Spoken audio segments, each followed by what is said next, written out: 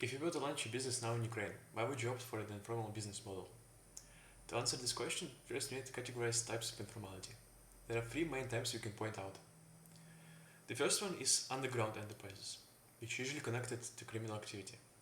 The second one is subsistence enterprises, which are created out of the need to compensate for low wages or external shocks.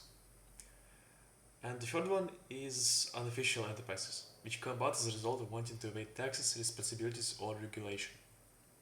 I will go over these three categories with different scenarios for each one. For the first, I'm planning to start a drug running operation.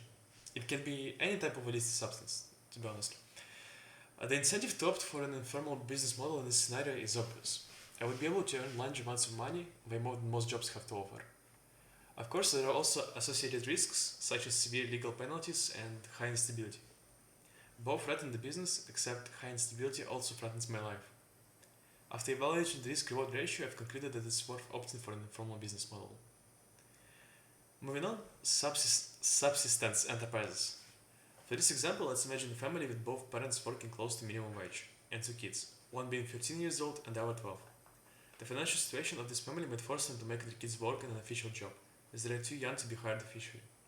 The incentive is to be able to make enough money to support the family, while the risks are much less harsh when compared to underground enterprises. Which is why this family would opt for an informal business model. Now, for the unofficial enterprises. I'm a businessman with enough capital to open up a factory. Once it starts operating, I can save costs by underreporting profits to pay less tax, ignore regulations I deem not important or too costly, and dodge responsibilities. With enough connections and using leftover money, I can bribe government officials to look the other way, so that my schemes don't get uncovered.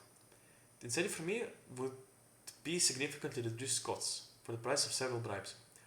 The risks associated will get lowered thanks to the bribes, and legal penalties are unlikely unless I bring too much attention to my business. And that concludes the answer to the question.